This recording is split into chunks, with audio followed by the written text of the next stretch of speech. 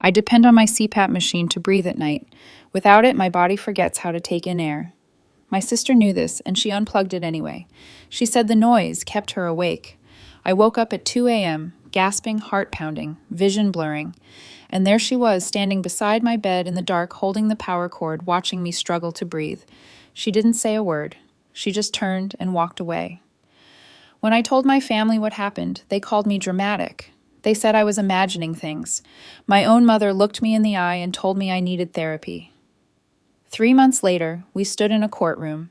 My sister smiled at me from across the room, confident, almost amused, like this was all a misunderstanding that would soon disappear. Then the judge opened a sealed envelope. He read one sentence out loud. My sister's smile vanished. Her knees buckled. The entire courtroom went silent. What was in that envelope changed everything and exposed a secret my family had been hiding for years. Have you ever been betrayed by someone who was supposed to protect you? My name is Brooke Walsh. I'm 36 years old, and I work as a financial analyst at a firm in Newark. I've built a stable career, a quiet life, and a small apartment that I was proud to call my own until a winter storm burst the pipes and flooded everything I had. That's how I ended up back at my parents' house in suburban New Jersey, dragging my suitcase up the same driveway I thought I'd left behind for good. The repairs on my apartment would take at least a month, maybe longer. I told myself it was temporary. I told myself I could survive a few weeks. I was wrong. When I walked through the front door, my mother barely looked up from the couch. My father offered a tired nod, but it was my younger sister, Megan, who greeted me with a smile that didn't reach her eyes. "Your old room is my yoga studio now," she said, as if this were obvious. "You can stay in the basement." The basement. Cold concrete walls, a narrow window near the ceiling, and the faint smell of mildew that never quite went away. I carried my bags down the stairs alone.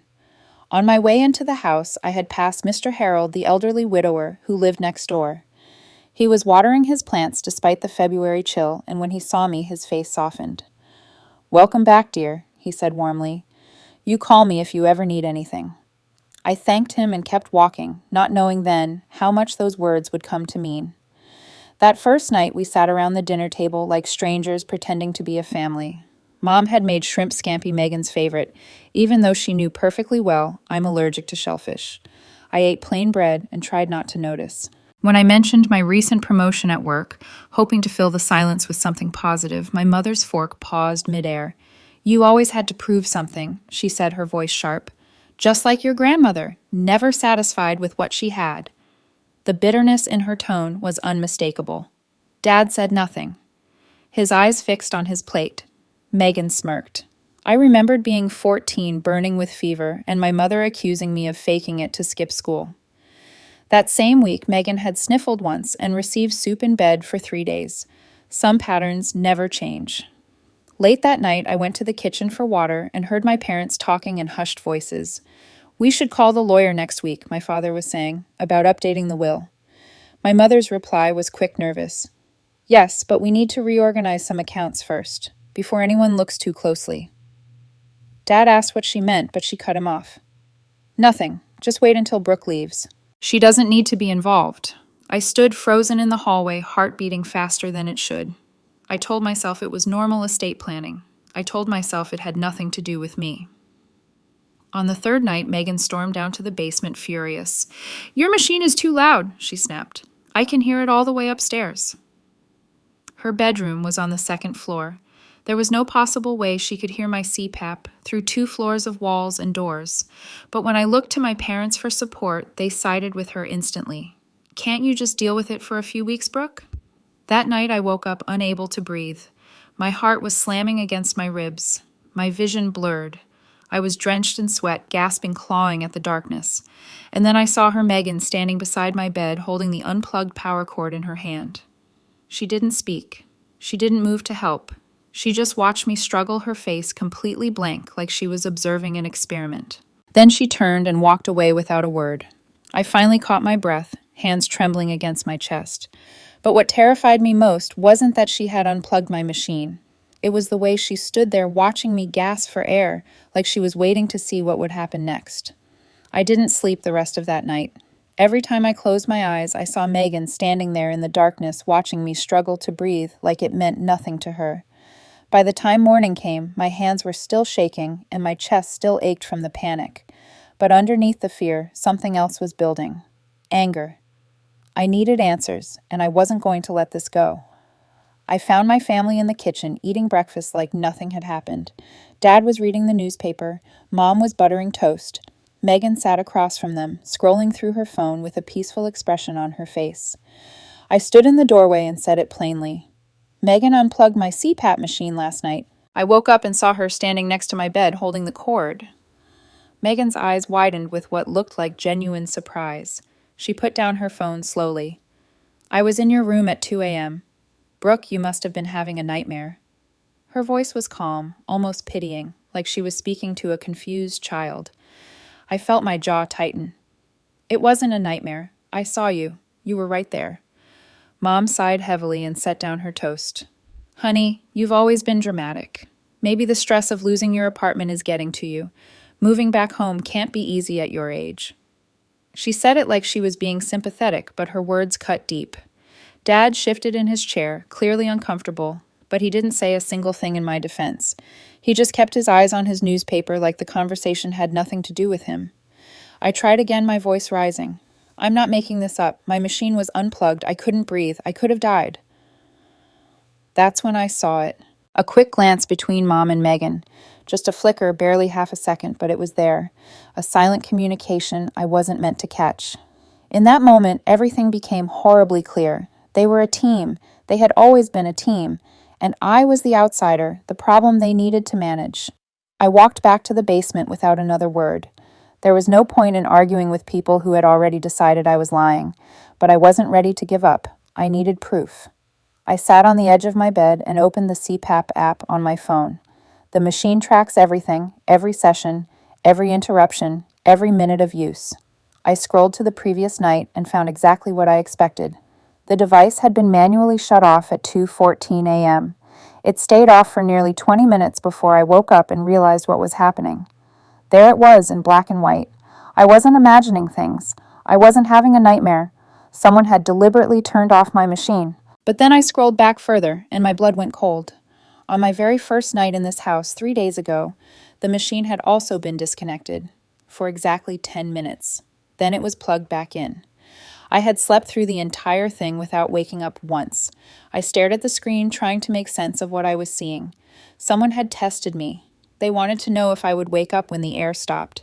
When I didn't, they tried again with a longer disconnection. This wasn't impulsive anger about noise. This wasn't Megan losing her temper in the middle of the night. This was calculated. Someone in this house was deliberately putting my life at risk, and they had been planning it from the moment I arrived. I called my cardiologist that same morning and managed to get an emergency appointment. Dr. Patel had been treating me for years, and she knew my medical history better than anyone. I sat in her office and told her everything, showed her the data from my app, explained what I had seen. Her face grew more serious with every word. Ms. Walsh, she said slowly, repeated oxygen deprivation during sleep is extremely dangerous. Your body depends on continuous airflow to maintain proper heart rhythm. When that's interrupted, it can cause severe arrhythmias. It increases your risk of stroke significantly.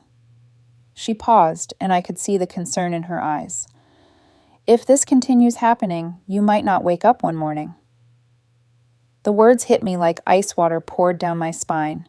I had known my CPAP was important. I had known sleep apnea was a serious condition.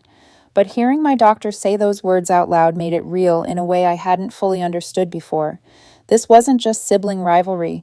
This wasn't family drama. Someone was doing something that could kill me. I drove back to my parents' house in a daze, trying to figure out what to do next. I couldn't go to the police with an app screenshot and a story no one believed. I couldn't afford a hotel for an entire month while my apartment was being repaired, and I couldn't trust anyone in my own family to tell me the truth. Over the following days, things got worse. I started noticing Megan making phone calls when she thought I wasn't paying attention. She would step outside or go to her room speaking in low tones.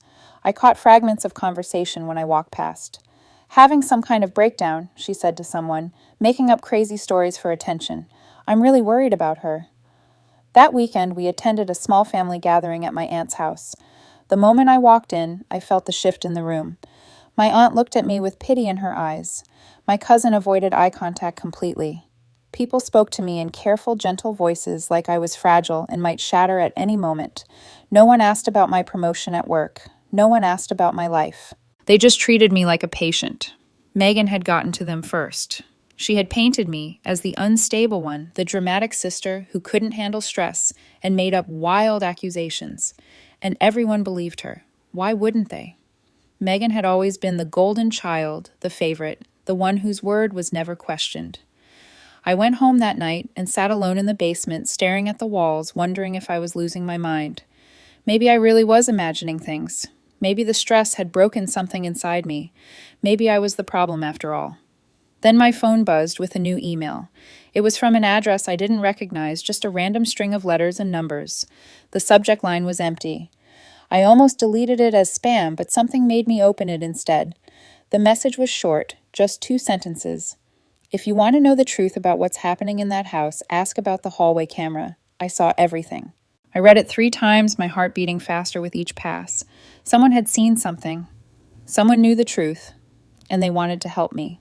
I thought about Mr. Harold, the elderly neighbor who had greeted me so warmly on my first day back.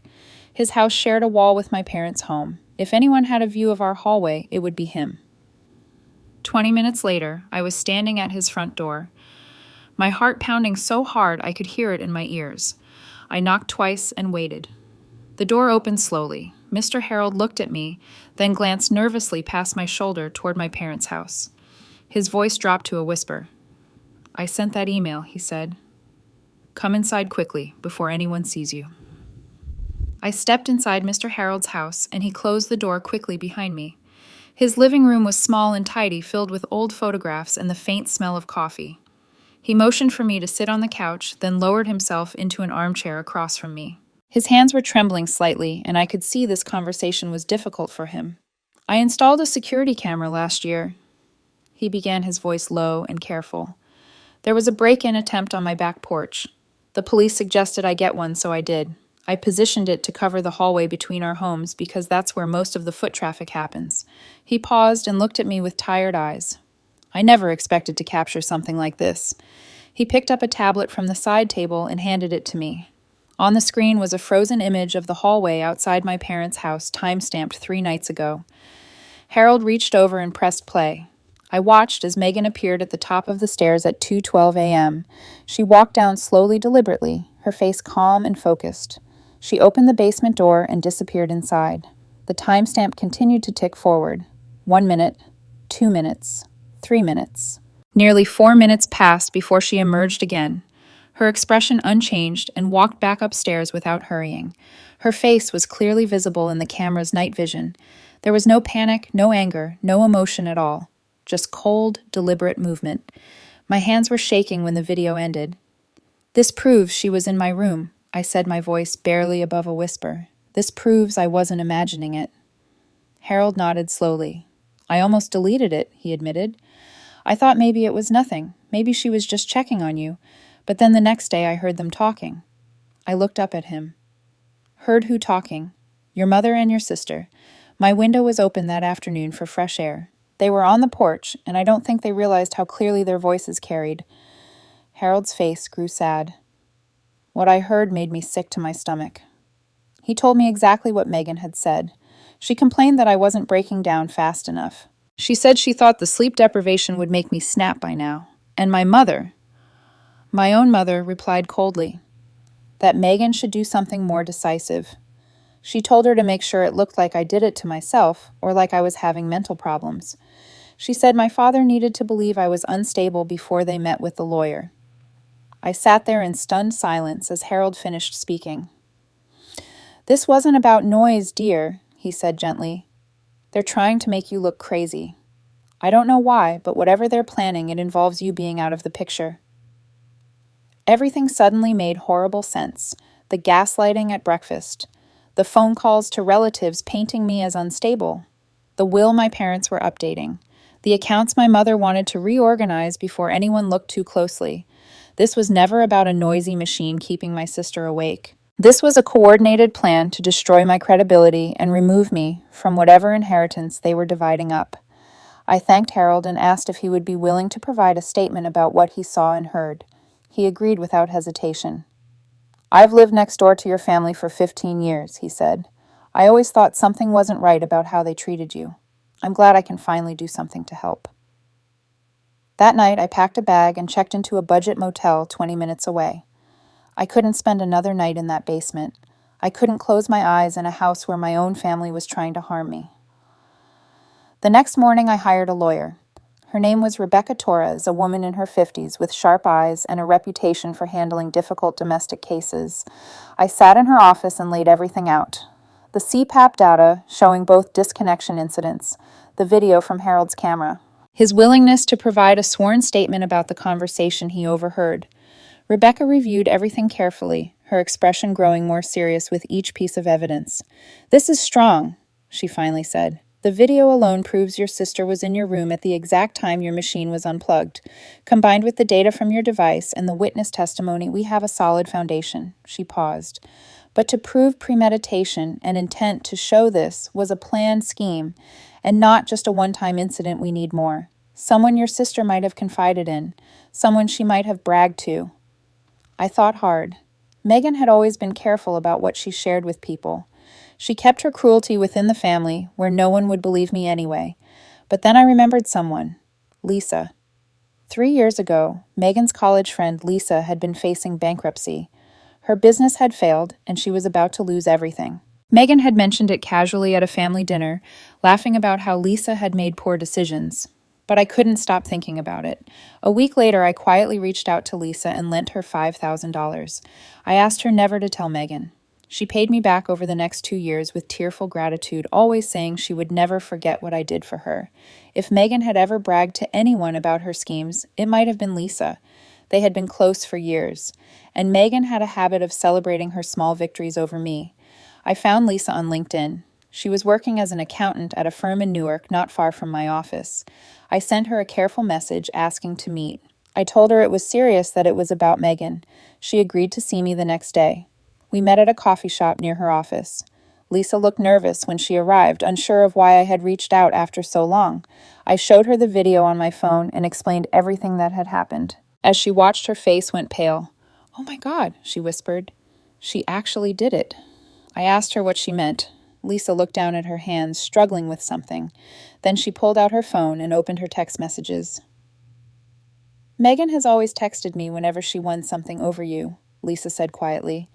"It's this twisted habit she has. She celebrates the smallest cruelties like their victories. I thought she was just venting. I never took it seriously." She scrolled to a conversation from 2 weeks ago and handed me her phone. The messages made my stomach turn. Megan had written that her sister was going to have to move out soon. She said she had figured out how to make it happen. And then the words that confirmed everything, "Mom is helping me." "I thought she was just being dramatic," Lisa said, her voice shaking. "I had no idea she meant something like this. Brooke, I am so sorry. If I had known, I would have warned you." I asked Lisa if she would be willing to provide those messages as evidence and testify if necessary. She didn't hesitate. "After what you did for me 3 years ago, I owe you everything. Of course I'll help." That same afternoon, I filed a police report. The investigation moved faster than I expected once the detective saw the evidence we had gathered. 3 months later, I found myself sitting in a courtroom beside Rebecca, waiting for the hearing to begin. Megan walked in with our parents, smiling confidently in my direction, like this was all a misunderstanding that would soon be cleared up. Mom avoided my eyes completely. Dad looked older than I had ever seen him, confused and uncomfortable. Then Megan's gaze drifted across the room and landed on Lisa sitting on my side. Her smile vanished instantly. The color drained from her face. The judge cleared his throat and announced that the court would now review the submitted text message evidence. Before he could continue, Megan stood up abruptly, her voice cracking with panic. "Your Honor, please don't read those out loud. There are messages from my mother in there, about money." The courtroom went still. Every eye turned toward Megan, who stood frozen with her hand half raised, as if she could physically stop what was about to happen. The judge looked at her over the rim of his glasses with an expression that made it clear her outburst had changed nothing. "Sit down, Ms. Walsh," he said firmly. "The evidence has been submitted and will be read into the record as required by these proceedings." Megan's attorney pulled her back into her seat. I watched my sister's face crumble from confidence to panic in a matter of seconds. Beside her, my mother had gone completely white. My father sat between them, looking confused and increasingly alarmed. The prosecutor stood and began reading the text messages aloud. The first was from Megan to Lisa, sent on my second night in my parents' house. The test run worked perfectly. She didn't wake up at all when I unplugged it for 10 minutes. Tonight I'm going longer. Mom says we need her to either leave or have some kind of breakdown before Dad meets with the estate lawyer. A murmur rippled through the courtroom. I kept my eyes forward, my hands folded in my lap, forcing myself to breathe evenly. Rebecca placed a steadying hand on my arm. The prosecutor continued with the second message, sent 2 days after the incident when I confronted my family at breakfast. She's telling everyone I tried to hurt her. LOL. Mom and I are making her sound crazy. Dad already suggested she see a therapist. This is working perfectly. I heard someone behind me gasp. The prosecutor paused to let the words settle before reading the final message, the one that would change everything. It was from my mother to Megan, sent on the night of the main incident. Do what you need to do tonight. Just don't leave any evidence. And remember, if your father ever sees the bank statements, we're both finished. I've moved too much money to explain. The silence that followed was absolute. No one moved. No one whispered. The words hung in the air like a judgment already delivered. I felt something release in my chest, a knot I had been carrying for 36 years. For the first time in my life, everyone could see the truth. I wasn't dramatic. I wasn't imagining things. I wasn't the problem. Movement caught my eye from across the room. My father was rising slowly from his seat, his face gray, his hands shaking visibly at his sides. He turned to look at my mother with an expression I had never seen before. It was devastation mixed with betrayal, the look of a man whose entire world was collapsing. "Linda," he said, his voice barely above a whisper. "How much money? How long has this been going on?" My mother's composure finally cracked. She reached for his arm, but he pulled away. "Richard, it was just to help Megan's business. She needed the support. I was going to tell you eventually, You were willing to let our daughter be harmed," my father interrupted, his voice breaking. "You were willing to let Brooke suffer to make her think she was losing her mind, to cover up the fact that you've been stealing from our family." The word stealing echoed through the courtroom. My mother flinched like she had been struck. Megan buried her face in her hands. My father stood there for a long moment, swaying slightly, then lowered himself back into his seat. He stared straight ahead at nothing, unable to look at his wife or his younger daughter. I realized he wasn't just shocked by what Megan had done to me. He was realizing that the woman he had been married to for nearly 40 years had been deceiving him in ways he never imagined. The hearing continued, though my father seemed to hear none of it. Faced with the overwhelming evidence against her, Megan's attorney requested a recess to discuss options. When they returned, it was to announce that Megan would accept a plea deal rather than proceed to trial. She pleaded guilty to reckless endangerment in the second degree, a Class A misdemeanor reduced from the original felony charge in exchange for her admission of guilt. The judge accepted the plea and delivered her sentence. 24 months of probation, 200 hours of community service, $15,000 in restitution to cover my medical expenses and the cost of the motel where I had been living for my own safety, a 5-year restraining order prohibiting any contact with me, and mandatory enrollment in a 12-month anger management and behavioral counseling program. As for my mother, the district attorney explained that while her text messages showed clear knowledge and encouragement of Megan's actions, there was insufficient evidence of direct physical involvement to support criminal charges at this time. However, he added firmly, the investigation remained open. If any additional evidence emerged linking her to conspiracy or financial crimes charges, could still be filed. My father didn't wait for the hearing to end. Through his own attorney, he announced that he would be filing for legal separation the following day and demanding a full forensic audit of all family accounts. My mother didn't even try to argue. She just sat there, staring at the table in front of her as if she couldn't believe how quickly everything had fallen apart. The judge turned to address Megan directly before concluding the proceedings. "Ms. Walsh," he said, his voice stern but measured, "you systematically endangered your sister's life for financial gain. You tested how long she could go without oxygen before attempting a longer disconnection. You then worked with your mother to gaslight her and destroy her credibility when she tried to speak up. The court hopes this sentence impresses upon you the gravity of what you have done. Megan nodded, weakly, tears streaming down her face. But when the judge finished and the attorneys began gathering their papers, she turned toward me with one last desperate plea. I just wanted Mom and Dad to love me, she cried out, her voice cracking. Brooke was always grandmother's favorite. She got all the attention. I was never good enough for anyone. The courtroom fell quiet again, waiting to see how I would respond. I stood slowly. Rebecca looked at me with concern, but I shook my head slightly. I needed to say this. I looked at my sister, really looked at her, and spoke calmly, without anger or hatred. You were loved more than me every single day of our lives, Megan. Mom made sure of that. When I was sick, she accused me of faking. When you sneezed, she brought you soup in bed. My accomplishments were dismissed. Yours were celebrated. I spent my entire childhood wondering what was wrong with me, why I could never be enough. I paused, letting the words settle. But even that wasn't enough for you. You wanted me gone, maybe dead, so you could have more money. And Mom helped you because she was hiding her own secrets she was willing to sacrifice me to protect. Megan opened her mouth to respond, but I wasn't finished. That's not family, I said quietly. That's conspiracy, and I'm done pretending otherwise. I turned and walked out of the courtroom without looking back. Rebecca followed close behind, but she didn't try to stop me or offer comfort. She understood that this moment belonged to me alone. Outside the courthouse, the winter air hit my face, and I breathed it in deeply. For the first time in months, my chest didn't feel tight. The weight I had been carrying was finally lifting. My phone buzzed in my pocket. I pulled it out and saw a text from Megan's number. She must have sent it the moment I walked out. The message read, "You destroyed this family. I will never forgive you." I stared at the screen for a long moment. Part of me wanted to respond, to defend myself one more time, to explain that I wasn't the one who destroyed anything. But I realized I didn't need to. I didn't owe her an explanation. I didn't owe her anything at all. I blocked her number, slipped the phone back into my pocket, and kept walking toward my car, toward my new apartment, toward a life where no one could hurt me anymore.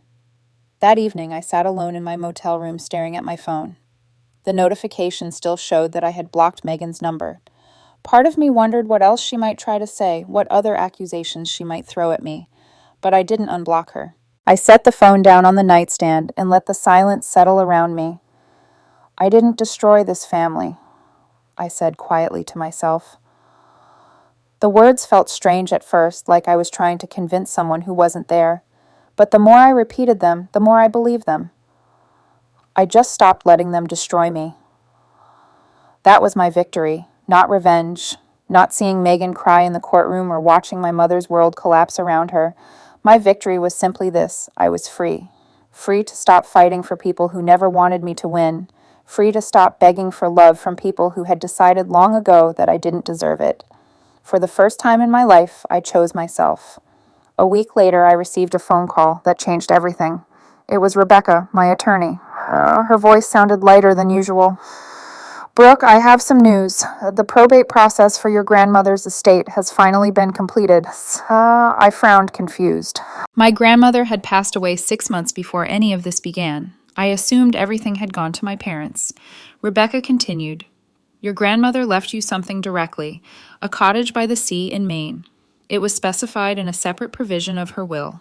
There's also a sealed envelope marked for Brooke only. I have it here whenever you're ready." I drove to Rebecca's office that same afternoon. She handed me property documents and a smaller white envelope with my name written in handwriting I recognized immediately.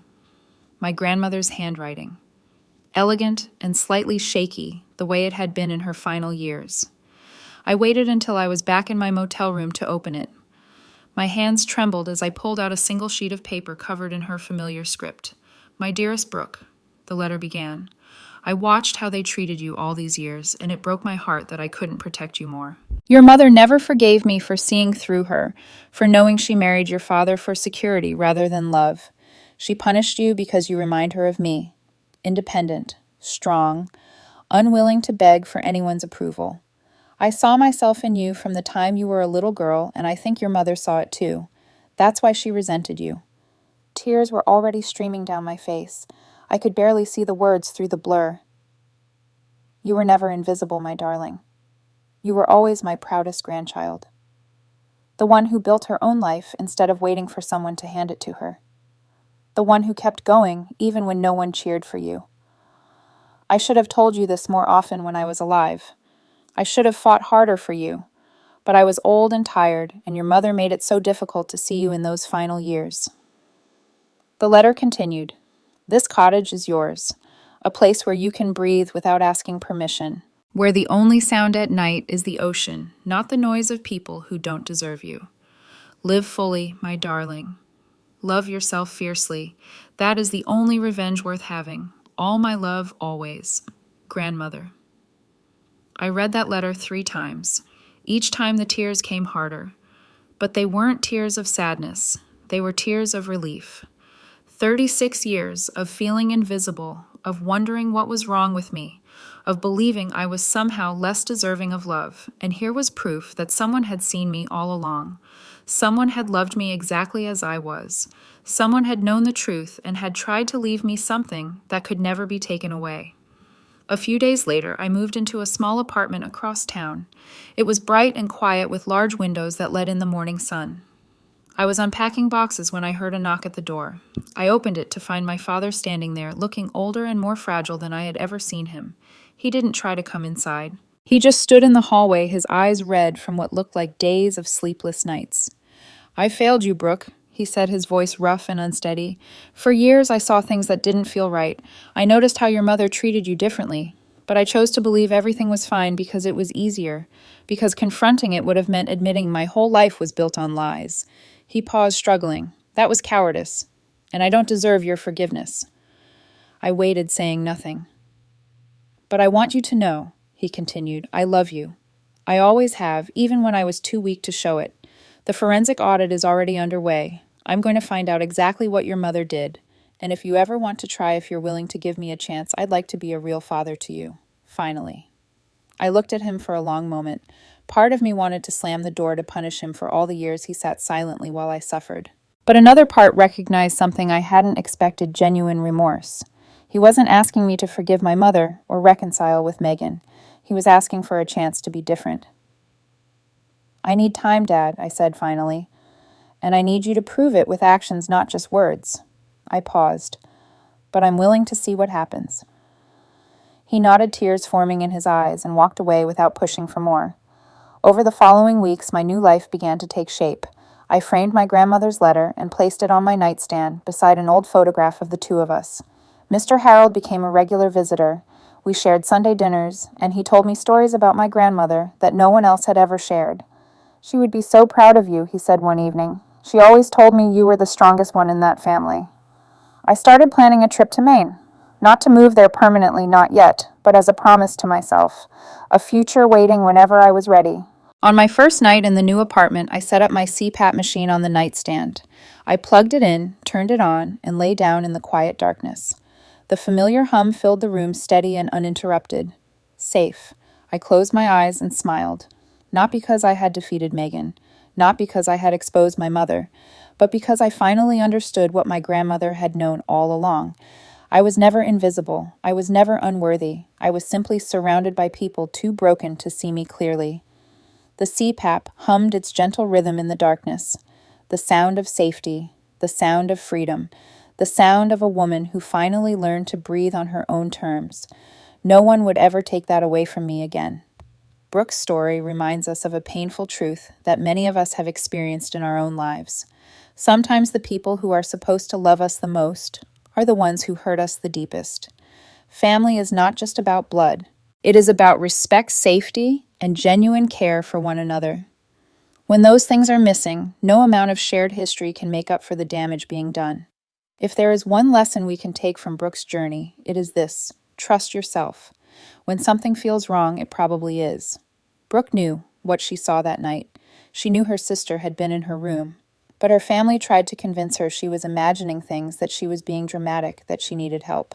This is called gaslighting, and it happens more often than we think. It happens in families and marriages and friendships. And the only way to fight it is to hold on to your truth, even when everyone around you is telling you that you are wrong.